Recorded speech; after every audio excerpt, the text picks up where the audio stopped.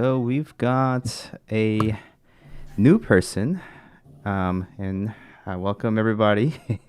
We're in a moving situation right here, so welcome everybody. Today is Tuesday, which means that we are doing Let's Talk Tuesday, and it's just an evening show where me and some other people perhaps have a good time talking anything about AEC, life, sometimes tech. And today we have a guest speaker, Dan Stine, and we want to welcome him and perhaps introduce him as well. So actually, could you just take over and just kind of explain about who you are and what you do?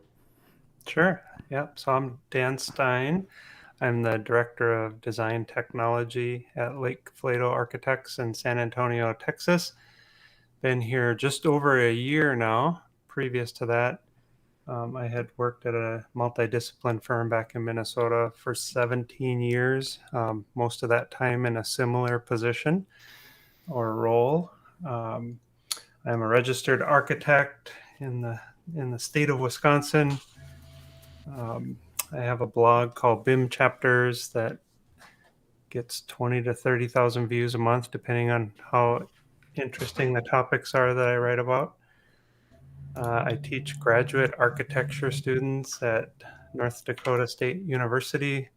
Later this month, this fall semester, will be the 9th year I've been teaching there, and prior to that, I taught 12 years at a technical college in Minnesota called Lake Superior College, AutoCAD and Revit. And I've written 14 textbooks. One of them is the #1 Revit textbook in North America. Yay. And then two of those books are on architectural hand sketching, which is surprising to a lot of people. And then the most two recent books are on Microsoft Word and Microsoft Excel certification study guides for the high school market. And I presented on conferences all over the world, Singapore, Australia, several places in Europe, Thunder Bay, Toronto, several places in the US.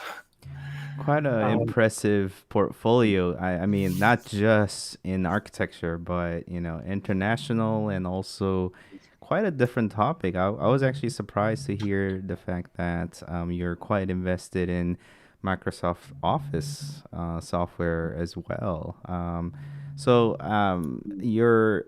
What's your official title at work? Director of Design Technology. Right. When I started here, I actually created a new position that hadn't previously existed.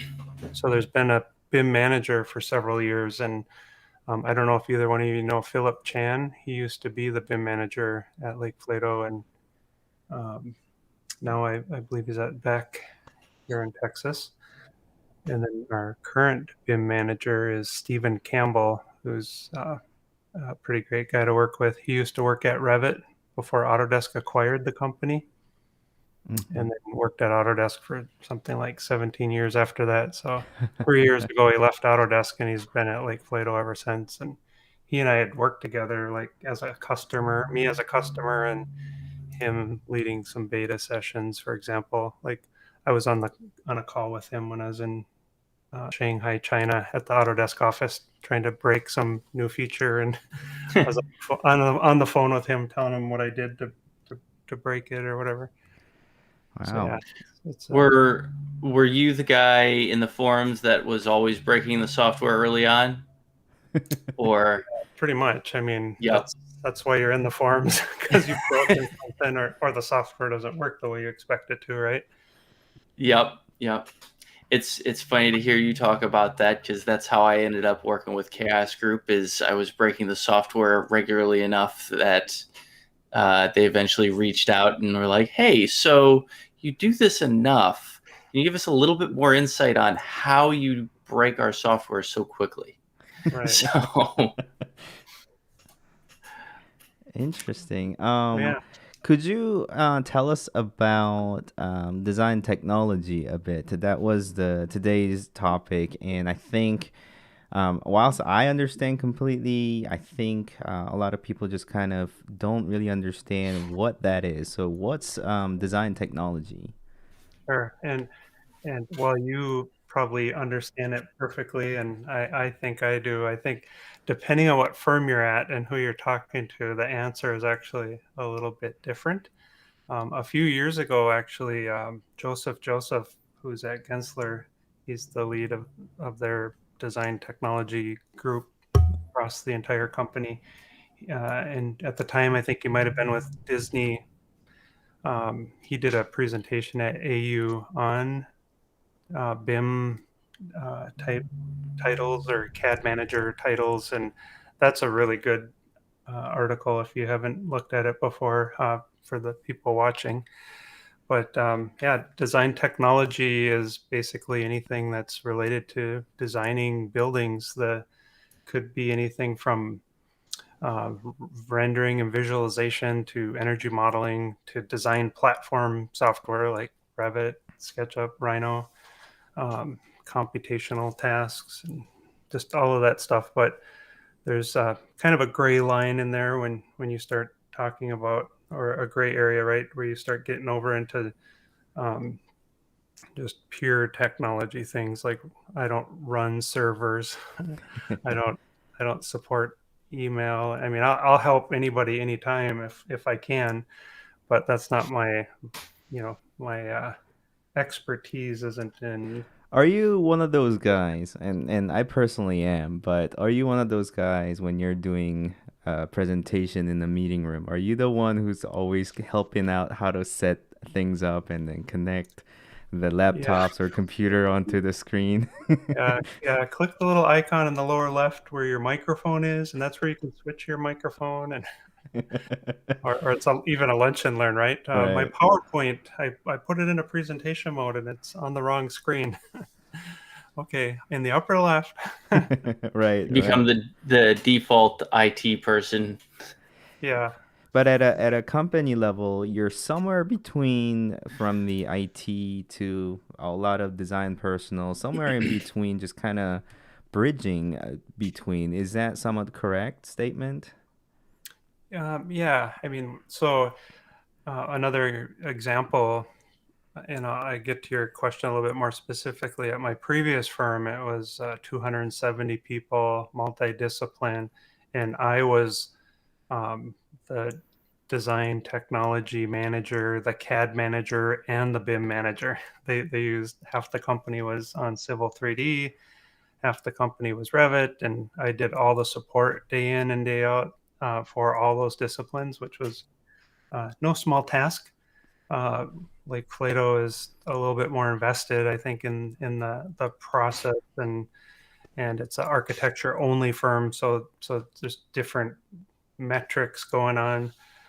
So Stephen, our BIM manager, he does most of the support tasks, and then also the new hire training, and he's going to be the go-to person for Dynamo scripts and Revit content. And then I am overseeing different things like um, the new tech. I'm testing NVIDIA Cloud XR and um, Enscape's new DLSS type stuff, and doing ROI studies on graphics cards, and keep, VR? keeping abreast on, yeah, VR. Yeah, what my Enscape Envision class is on next gen VR, which, as I mentioned before we started here, I finished recording it this morning, so that's nice to have behind me. And then I'll just do everybody's recording their sessions, right? So after that session, then there's a live Q&A time. But so both at my previous company and then at Lake Flato, there's a full IT department. So there's a director of information technology that I work very closely with. Hmm. We're and it's really great.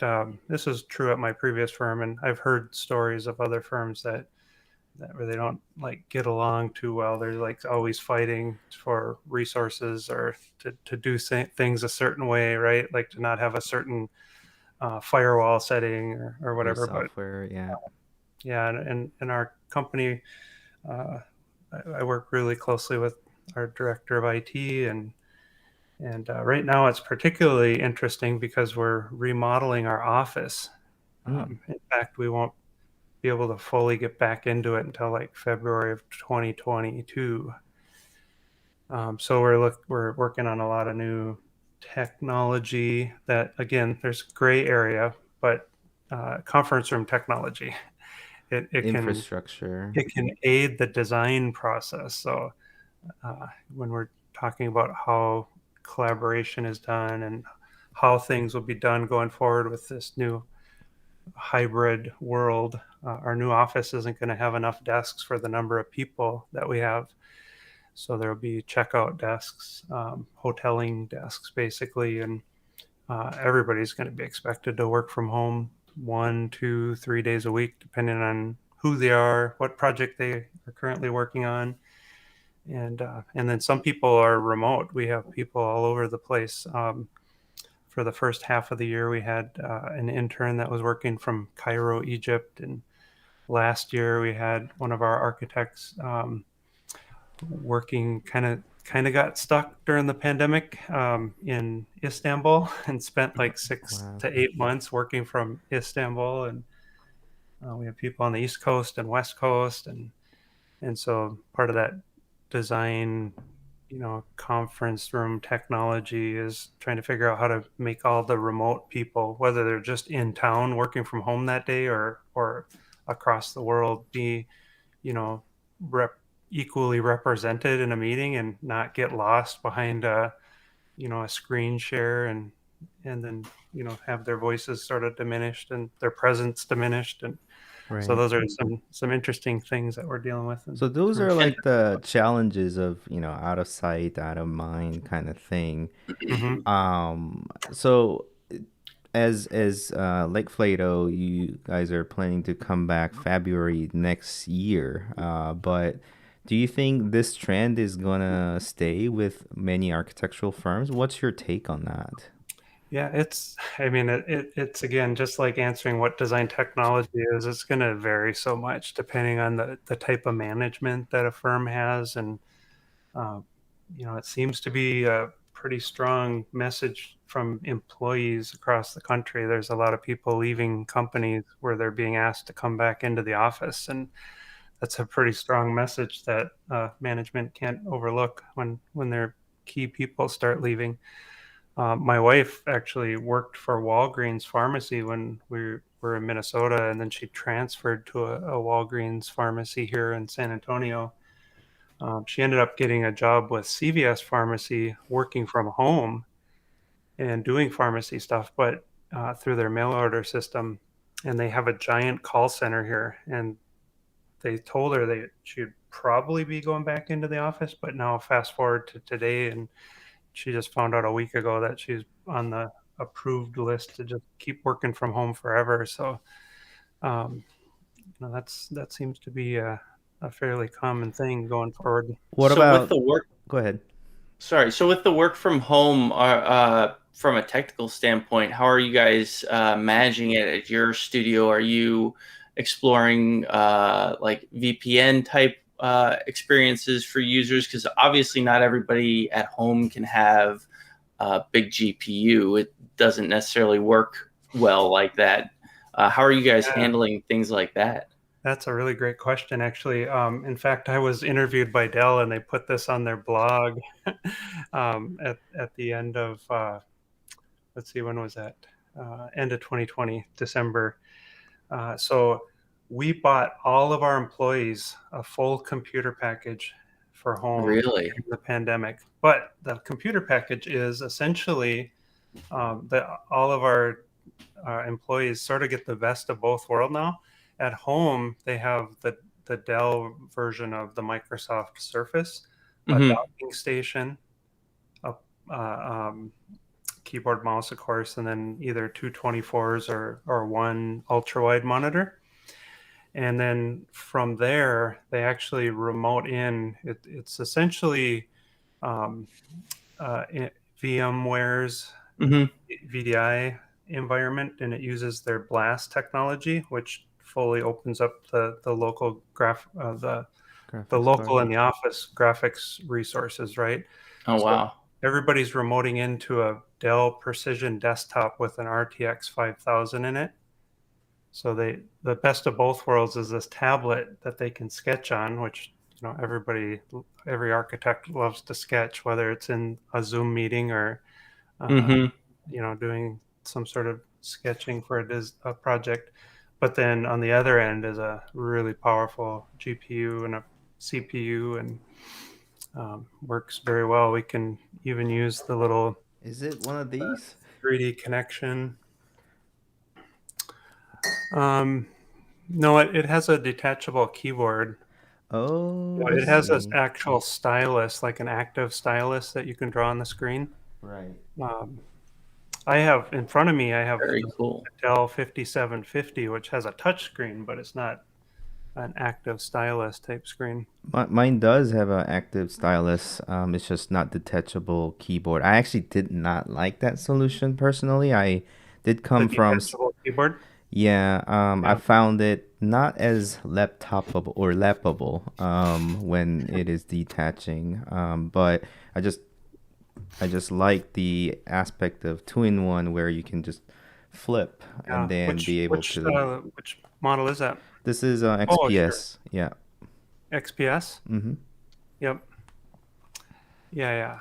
If it totally flips around like that, they're active stylus, right? Yep. It's just like this 5750 I have in front of me. It doesn't open up 180 degrees, so those types of laptops don't tend to have active stylus screens. My experience. Yeah, and which is quite a important thing, at least to me. I take notes, handwriting, and also I tend to do sketches that way as well. So I think for architecture, it works really well.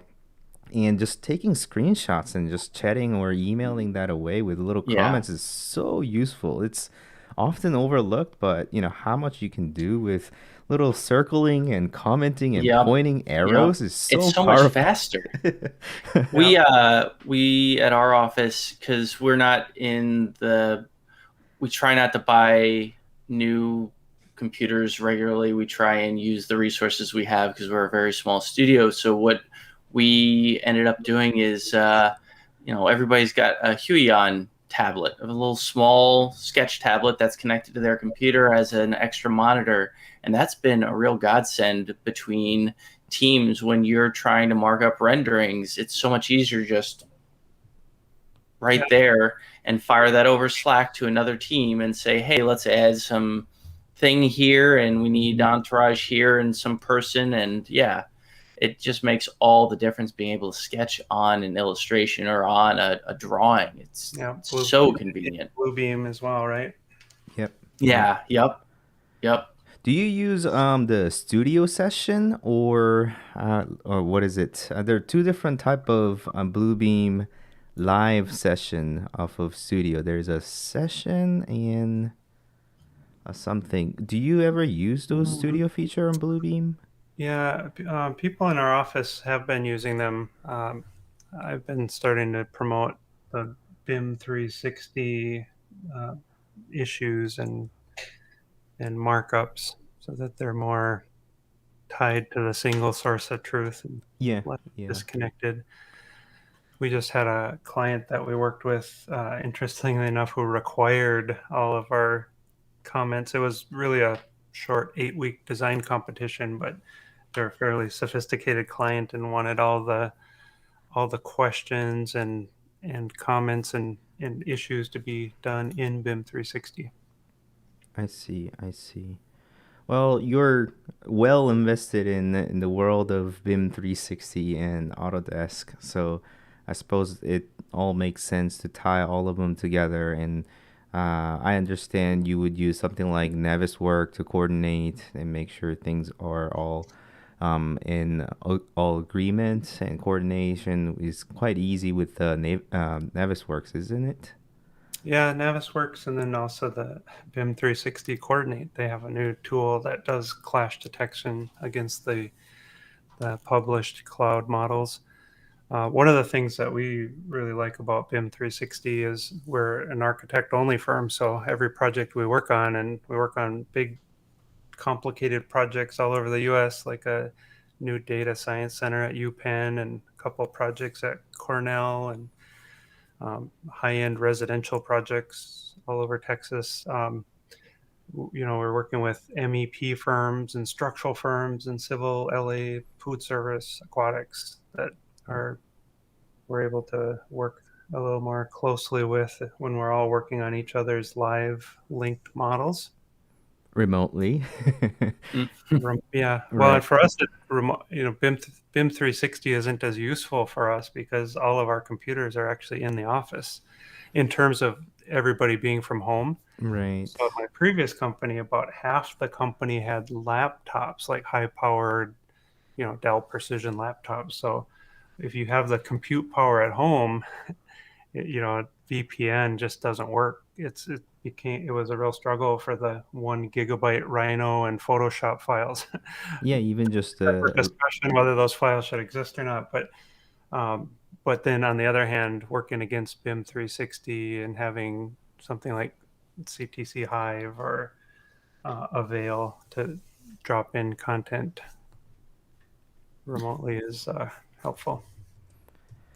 Are you guys using Avail a lot, or? No, we actually use Hive. Okay. Yeah. I see.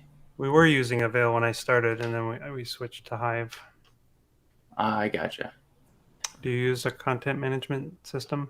We have dabbled with Avail, and we generally manage content ourselves, project by project, because most of what we work on varies sort of wildly depending on the client's needs. At times they want a full animation. At other times they want, we're doing product rendering as well.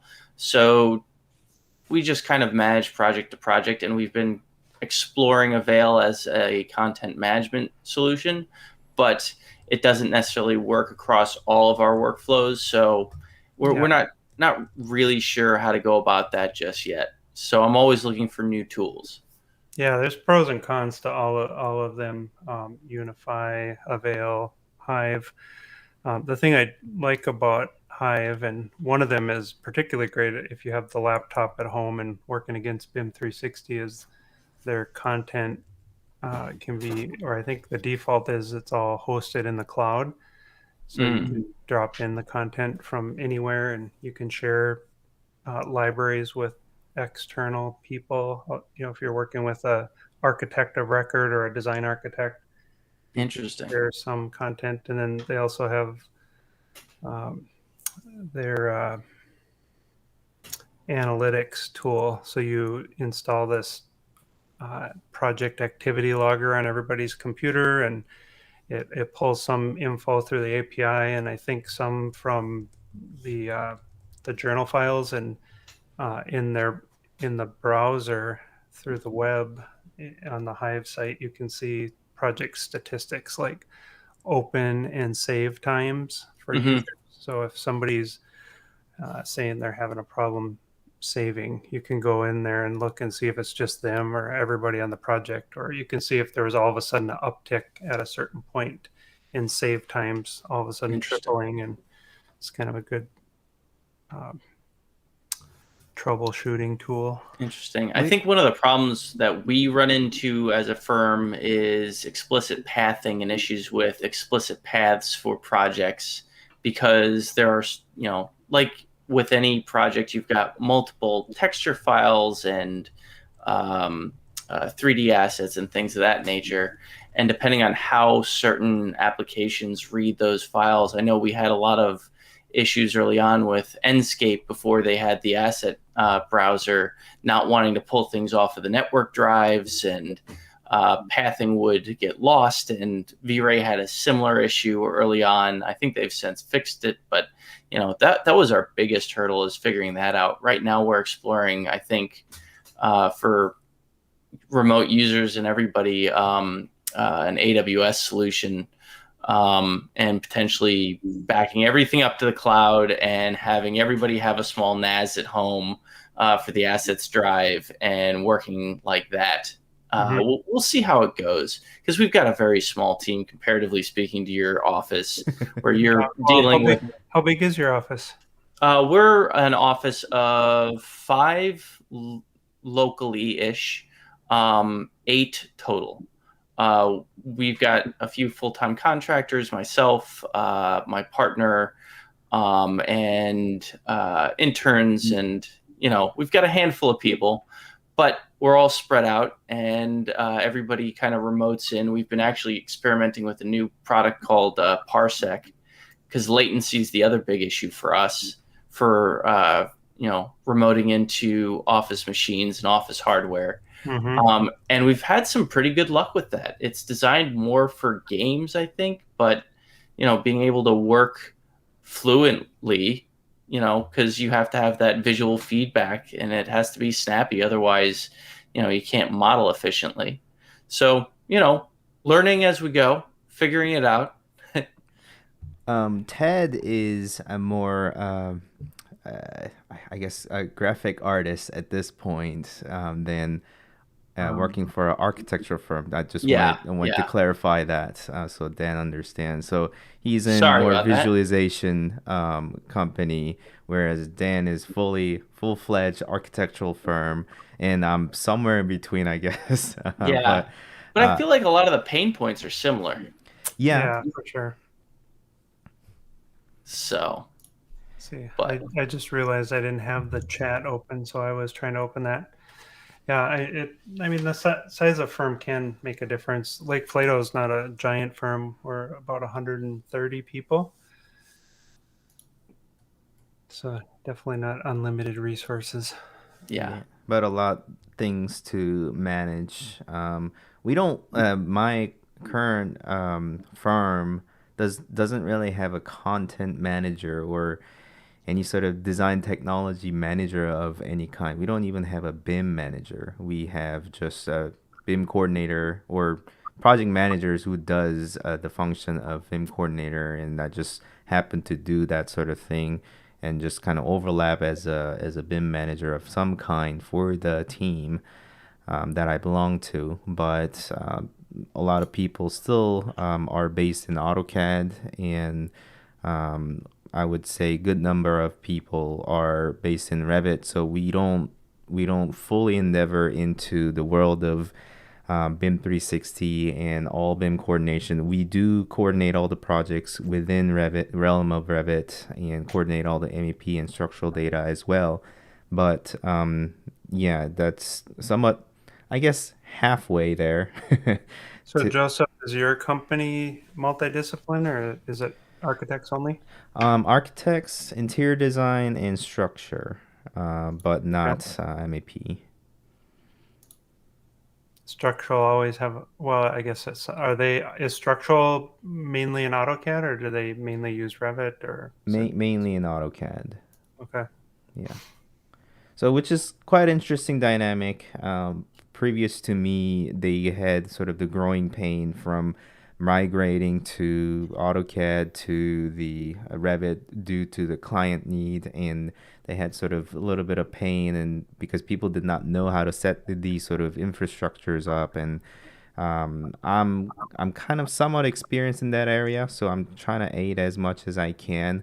But we also are small firm, so we can't just buy into some software or service package where supposedly does everything, but we have to be somewhat considerate when we are making that sort of move. Yeah, so of course. It's an interesting. I like it in some aspects because we get to try a few things, and my problem solving I guess trait really triggers that way, and try to think of the right solution at a right price, the perfect thing for me. I need to hunt that consistently, so it's something that I like doing. It's kind of interesting. Our office has never used AutoCAD. It's been around for 30 years, and they actually before switching to Revit, they use this software called Eris. I've personally never used it, but I never even heard of it. yeah. I was about to say, did they go straight from paper to Revit? No,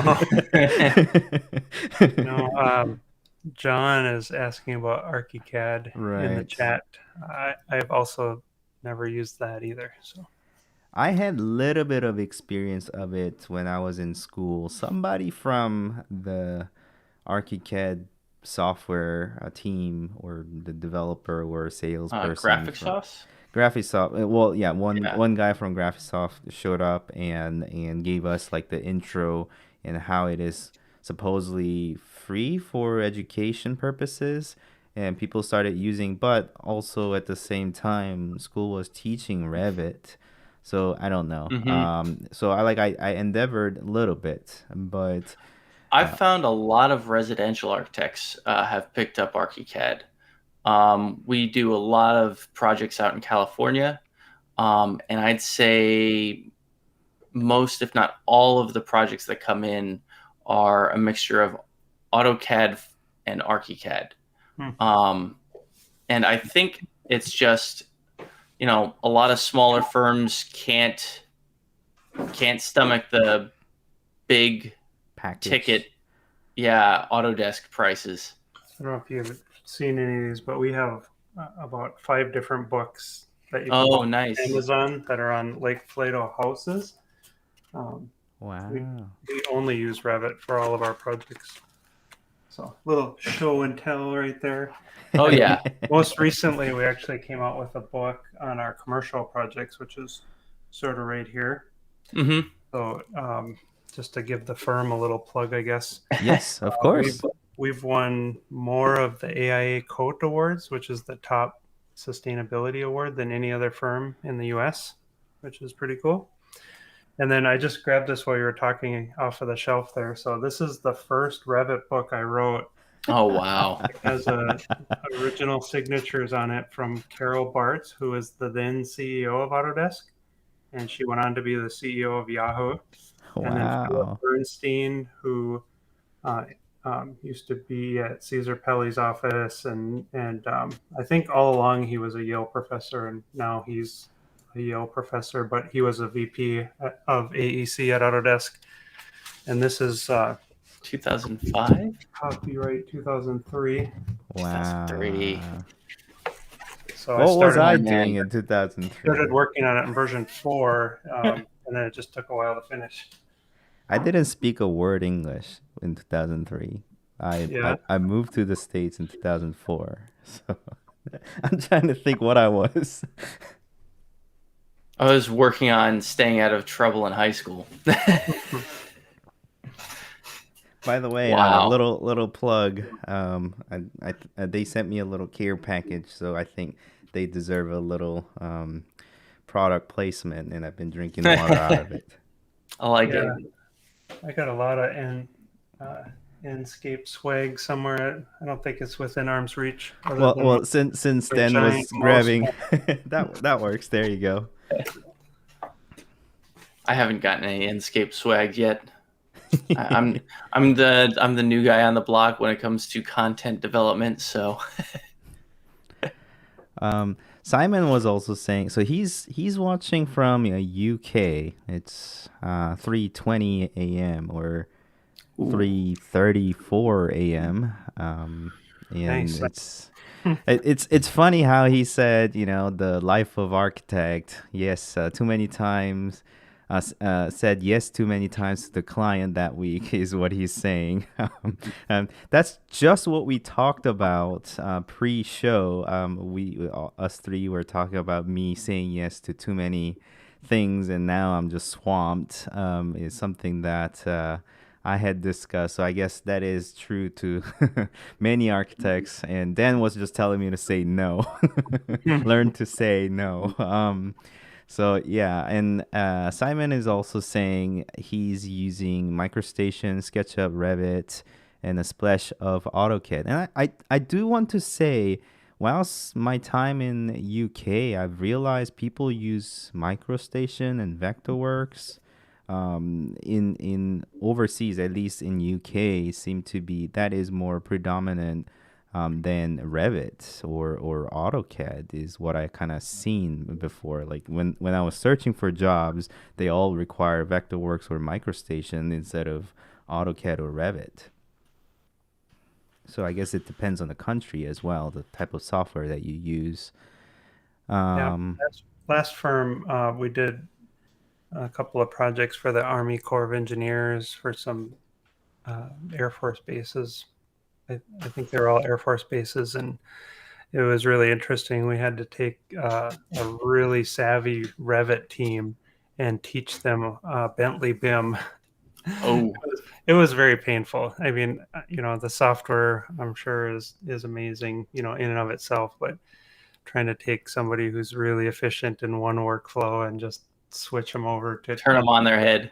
Yeah, it was pretty painful. And to be fair, we had to use per the that region's standard, like 3 or 4 versions old of the software, and they don't have resellers. So somebody from sort of the corporate headquarters came to do the training, and they're like, "Oh, on the new version, this works really easily, but in the version you're using, there's still some problems." And it's like kind of pulling your hair out.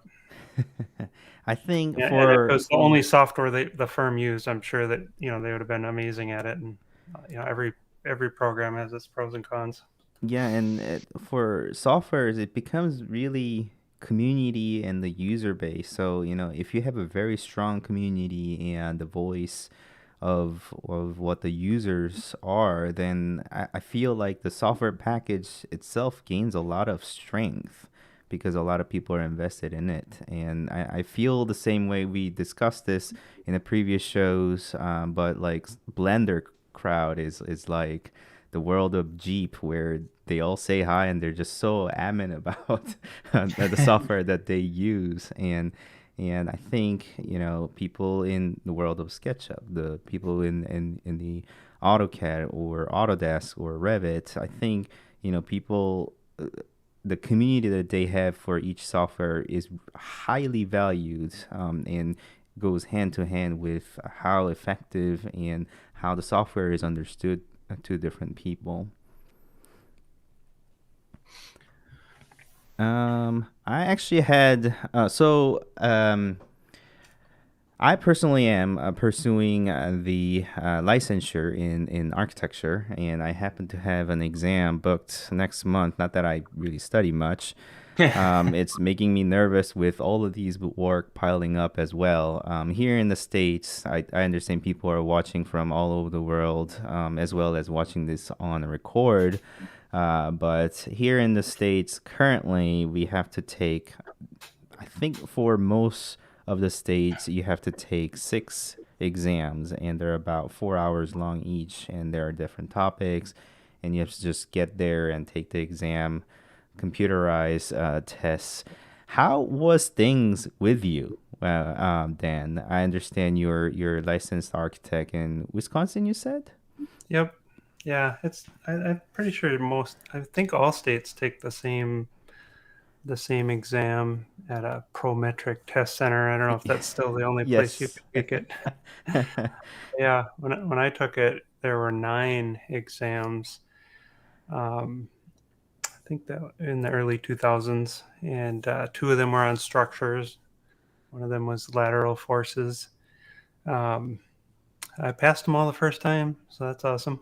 Nicely done. Wow. I've heard like horror stories of taking exams with pencil, and you had to sit there for like hours drawing some Yeah. stuff, and it's a history, and I like hearing those histories. Yeah, you can't even really take them all at the same time now, right? The test center won't let you Right. Yeah. for a whole bunch of They tests. they actually recently, I think they started recently, they not only the Prometric Center, there's another computerized testing center that they recently allowed taking exams from, and also it's been quite some time, but since pandemic they allowed remote test taking, but it Really? involves a lot of prepping your room so that there's no visible books or anything of any kind. You have to cover up all the walls with bed sheets, Really? and then you have Yeah. to take a webcam and you have to show your room under the desk and everywhere and have it on at all times, but connect to the laptop so that you can turn off the laptop whilst you're taking the exam. So the person sees you, but you cannot see them. It's very convoluted, and I decided to just go to the test center. But being able I to didn't know take that. exam at your comfort zone, kind of, in PJs perhaps, is a Mhm. benefit, but it's a completely new aspect that you need to consider. Yeah, Yeah, I didn't that's know that they were doing that for the ARE. I hadn't heard that, but I knew like Certiport for certification exams were doing that. And I actually did that because I have a Revit certification study guide. So every other year I retake it just to make sure nothing's changed too much. And so I did the at-home proctoring, and it was exactly like you said.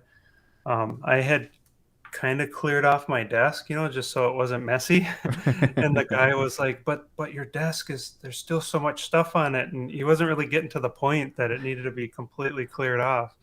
So Right, then I right. cleared it off, and at the time I actually had this Alienware laptop, and there was something um, like you said, once the test starts, they can see you the whole time and they can hear you, and you can't start any new programs. And somehow something started automatically in the background, and it locked the test on me. Oh and, no. and I was like, just sitting there for a minute, and all of a sudden, the guy started talking to me through my speakers. Not just typing. It was pretty wild. Yeah, there's so many variables. I would feel so uncomfortable. Like, what if my internet goes out? What if some odd software comes up and covers my screen? Yeah, I'll be completely consumed by that fact, and everything will just fly out of my head. I'm not a good exam taker, anyways, but yeah, I would rather be somewhere else, and just take it and come back. Um, Yeah, a previous boss of mine, his daughter was taking it's like the SAT for medical school. I forget what it's called. And the test center lost power right at the end of the test. Oh And it messed no. up, and she had to wait a whole nother year or something. It was just horrible. wow. It was just a disaster. These horror stories on test taking, I don't want to think about it. Are you looking to test anything, Ted? Me, I still have my hours active. I could go take my tests. I might be able to get through them, but I don't think I want to at this point. I'm not going to be a licensed architect. I've already accepted that. I don't know. Maybe one day I will decide I will go back and take those tests, but I don't think that's going to be something I explore anytime soon. Um, once you don't do something for a long time, I'm still involved in the architectural community. I'm still involved in doing some design work here and there, but I think I got burned out on building documentation for big box stores early on, and I just got such a bad taste in my mouth for that sort of thing. I just never really looked back, if that makes sense. Well, I So, still have that taste in my mouth, so and I'm doing that right now. So it is what it is, and I don't know.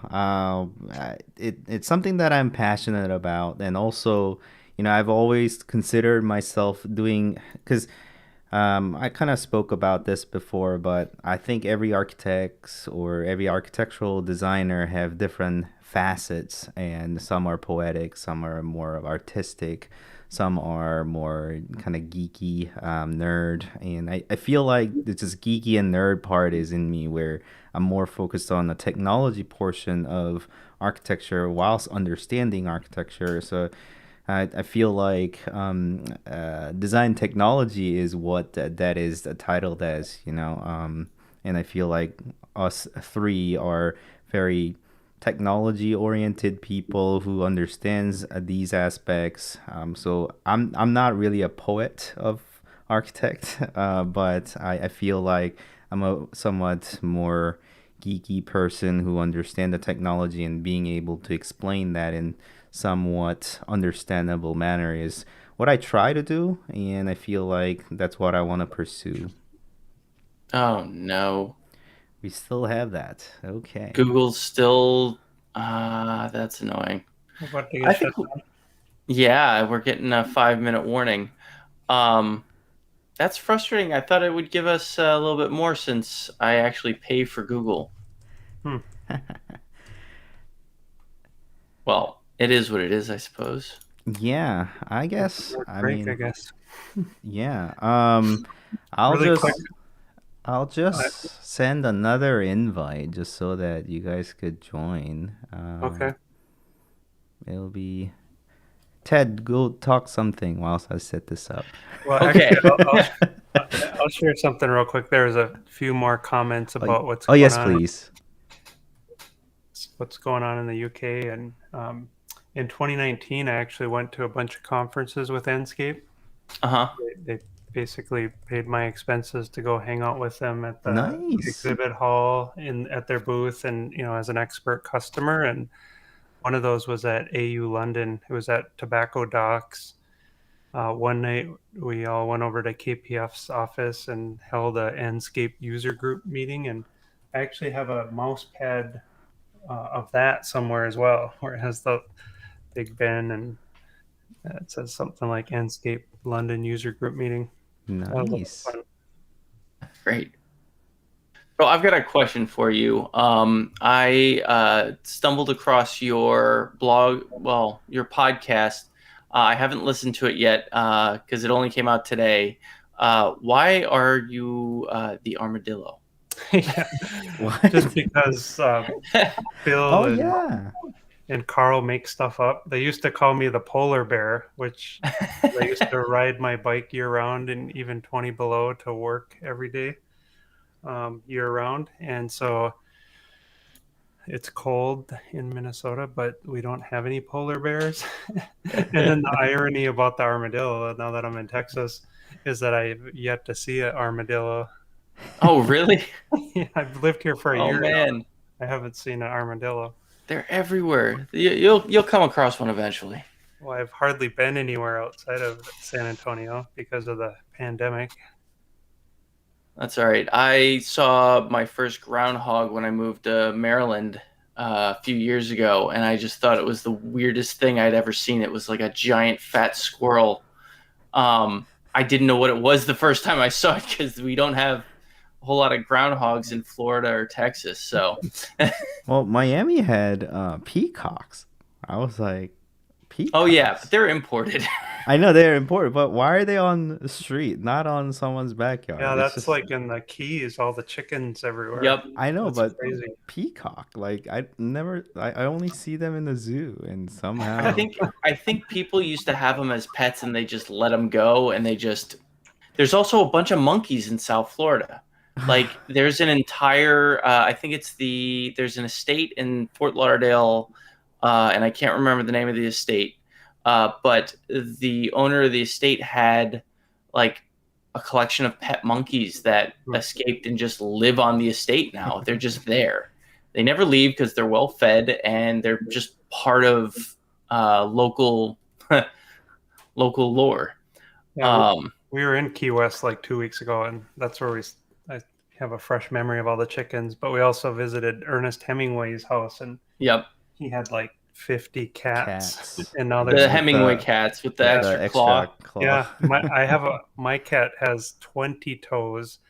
They normally have 16, and they're not evenly distributed. So my cat looks like it has opposable thumbs. That's funny. I wonder if our signal's gonna cut out. Let We're me. gonna switch to this other one you just sent.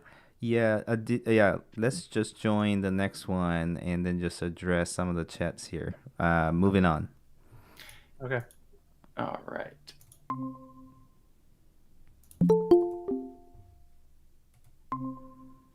Sorry.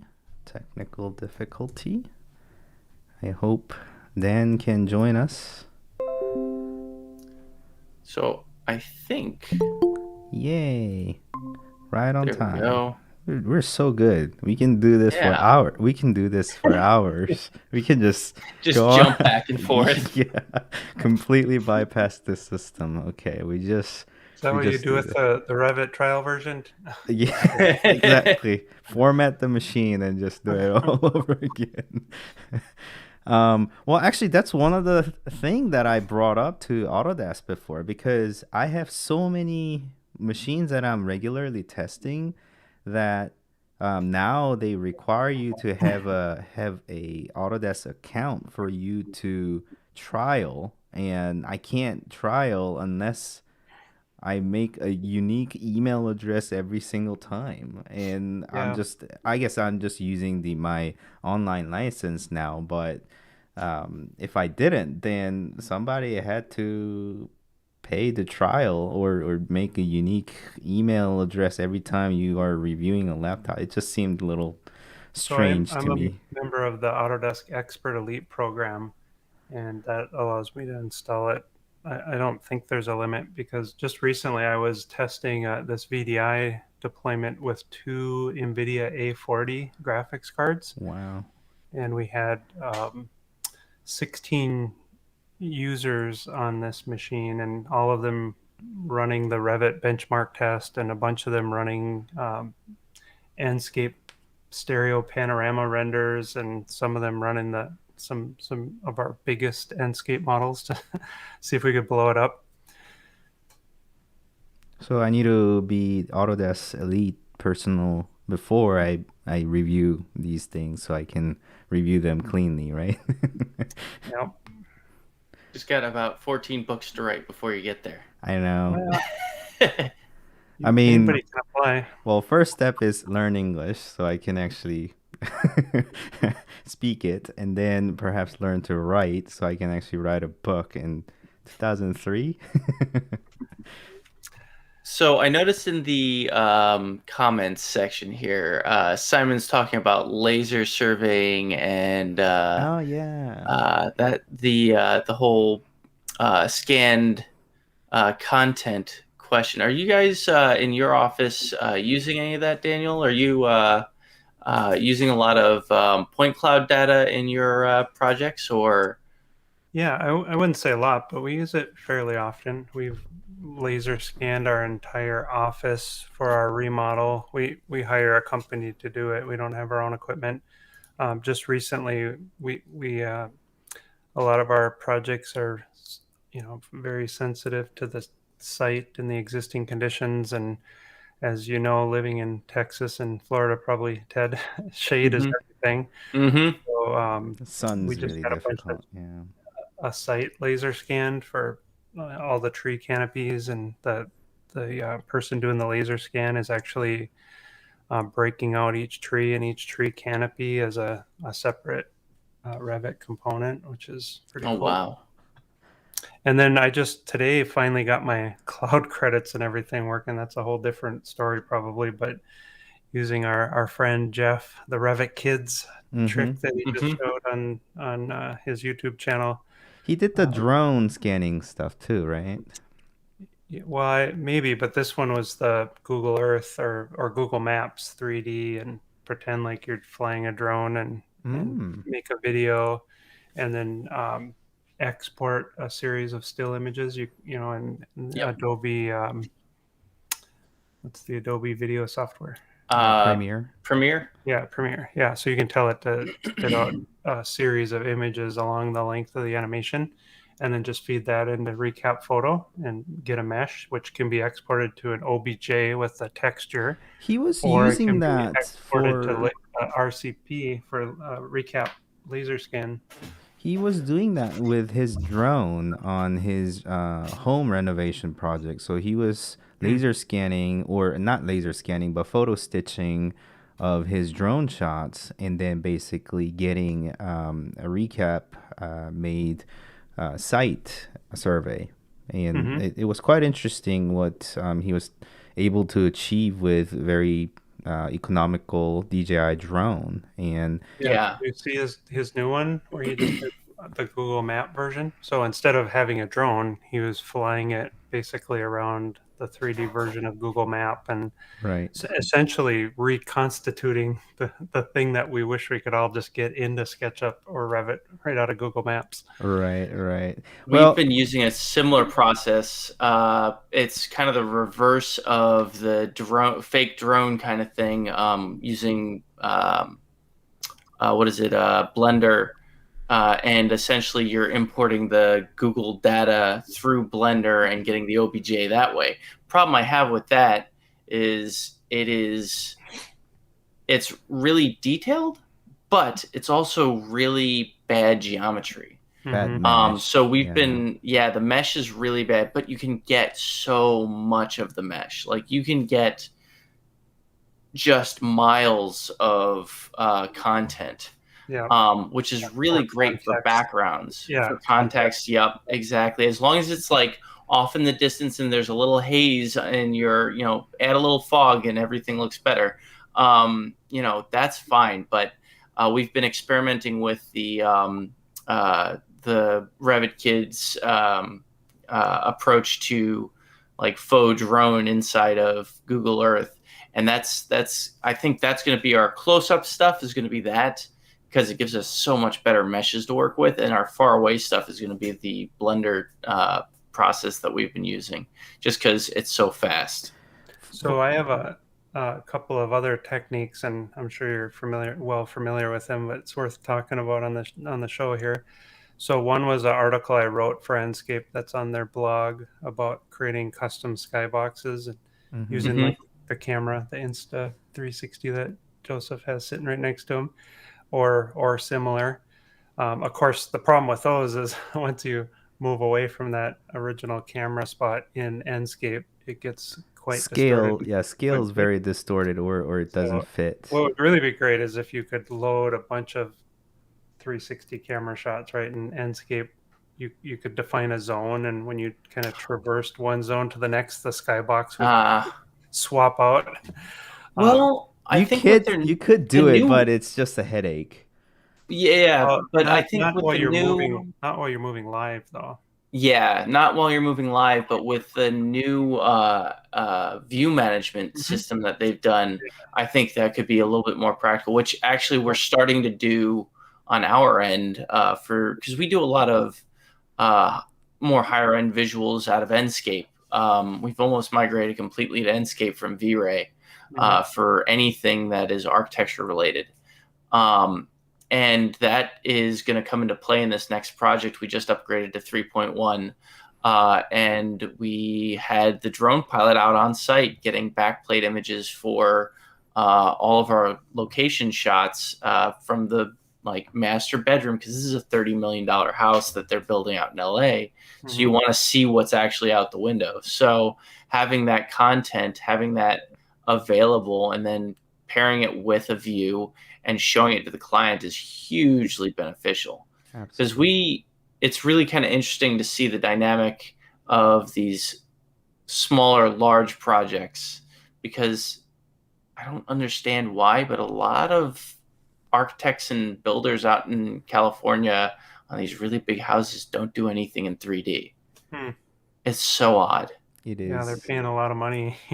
I mean, we do a ton of stuff, like even with our residential projects. We just had one of our clients were designing a house for him and his wife in Santa Barbara, and he was in our office 2 weeks ago, and we had Revit open live and Enscape running, and the client in the VR headset, and our architect was making changes to the Revit model based on the comments. It was pretty cool. I love that reaction when you're the client. It's just like, whoa. It's a double-edged sword, though. Oh, it is. But I mean, often it gives the client sort of the wow factor, and just kind of really understand the project and have these meaningful conversation, because often these multimillionaire who's doing these mansions don't necessarily understand drawings, and Hmm. just Hmm. popping them in a VR headset and being able to walk them through and even present different options is it's incredible. Yeah, it looks like Ted, you're probably typing a reply to Simon, but yeah, our office only uses Enscape now. It's in terms of economy of time and simplicity. And I mentioned to Joseph and Ted before we started that we're revamping our material library right now. We have a UTSA architecture student that's an undergrad working for us this summer. That's all she's doing is going through some of our projects and pulling out some of those traditional Lake Flato materials, southern Texas type materials, Yep. different types of stones and woods that we use, and just really polishing them up. Not necessarily making them all 4K, because as you both may know, that every time you open Enscape, it downsamples all your 4K textures. You can actually see that in the journal files. Right.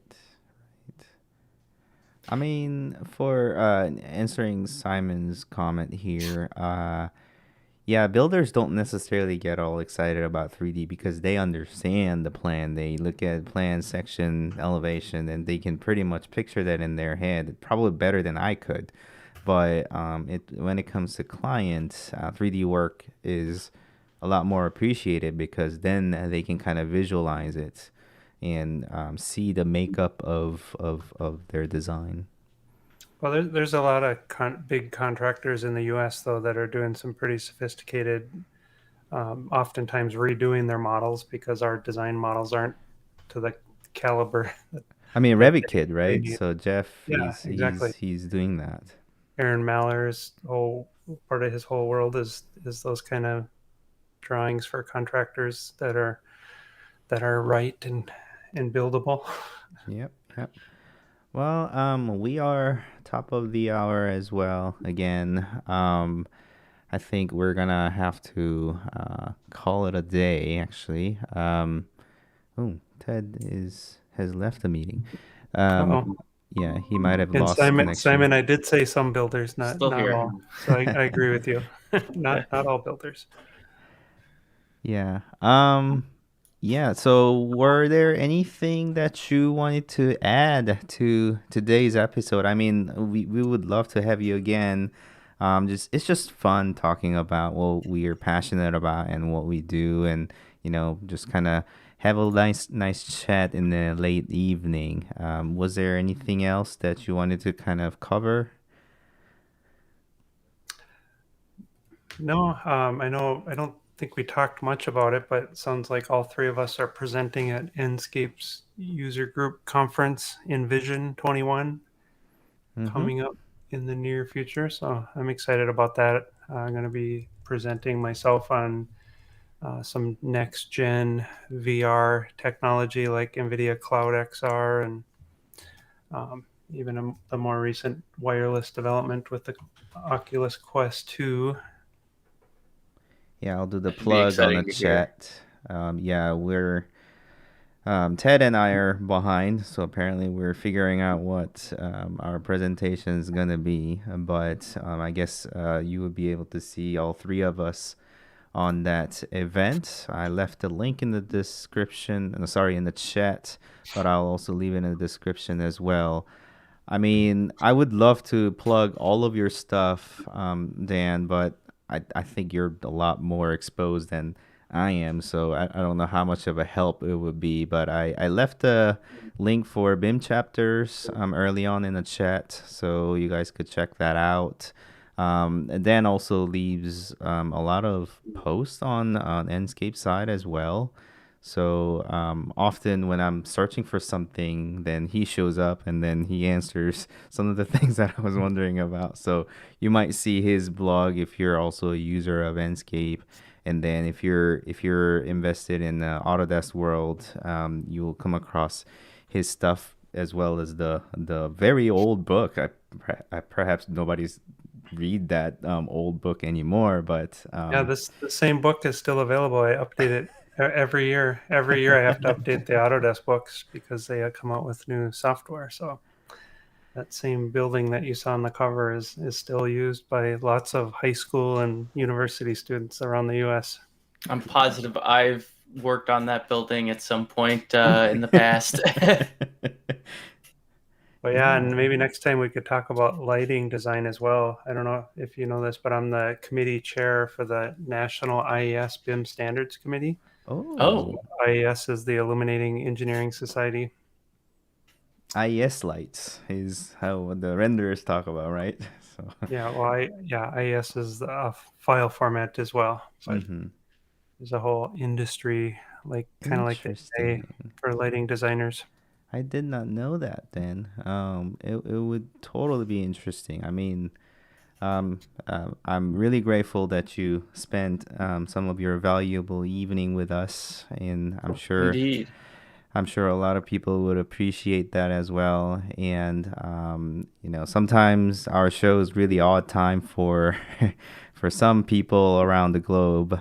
I mean, joining in 4 a.m. in UK, I can't imagine. And thanks for the dedication, Simon. I must Good luck say. with your sketching. I've actually done something similar. The AIA Japan has some really interesting presentations sometimes, and I have to get up at 4 a.m. to watch those. Well, I guess that's something that we have to get through the time differences. Next week, we actually have no other Aaron Ditson on the show. So I guess we have somebody from Autodesk and then somebody from SketchUp on the other side.